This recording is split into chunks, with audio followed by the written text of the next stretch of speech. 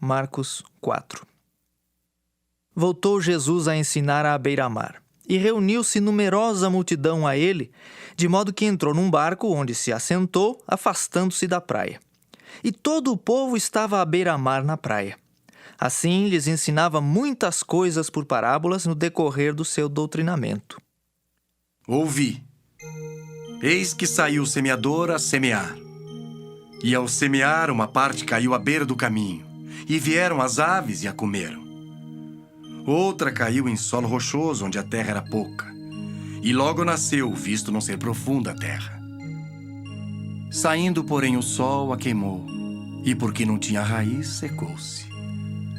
Outra parte caiu entre os espinhos, e os espinhos cresceram e a sufocaram, e não deu fruto. Outra, enfim, caiu em boa terra e deu fruto, que vingou e cresceu, produzindo a 30, a 60 e a 100 por um. E acrescentou: Quem tem ouvidos para ouvir, ouça. Quando Jesus ficou só, os que estavam junto dele com os 12 o interrogaram a respeito das parábolas.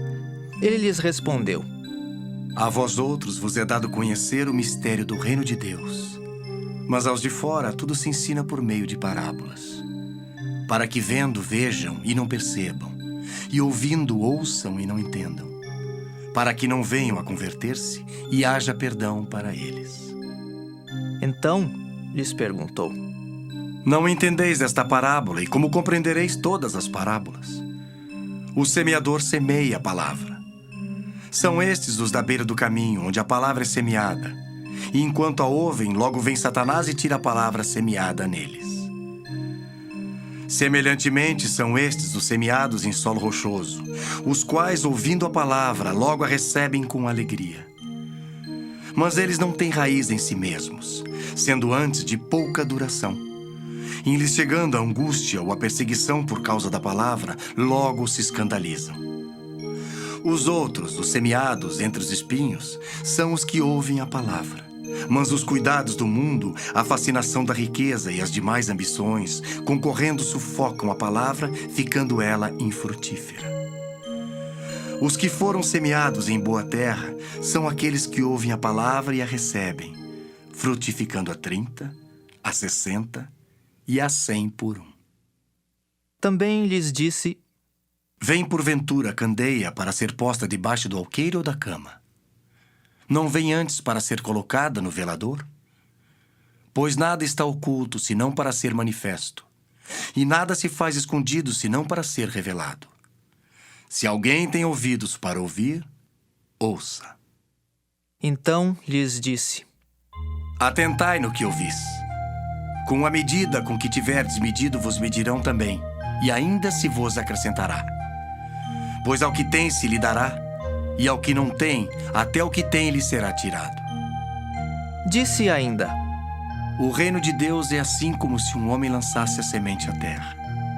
Depois dormisse e se levantasse de noite e de dia, e a semente germinasse e crescesse, não sabendo ele como. A terra por si mesma frutifica. Primeiro a erva, depois a espiga, e por fim o grão cheio na espiga.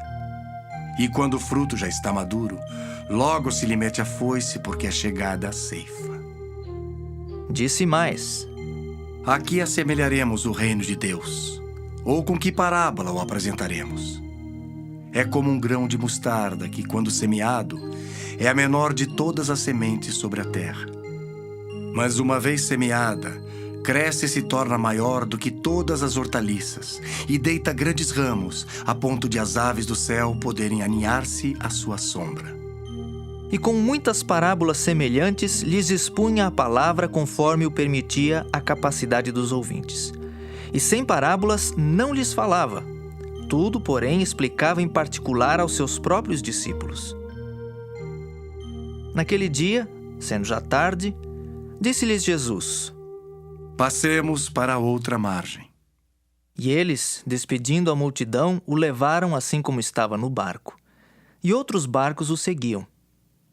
Ora, levantou-se grande temporal de vento, e as ondas se arremessavam contra o barco, de modo que o mesmo já estava a encher-se de água.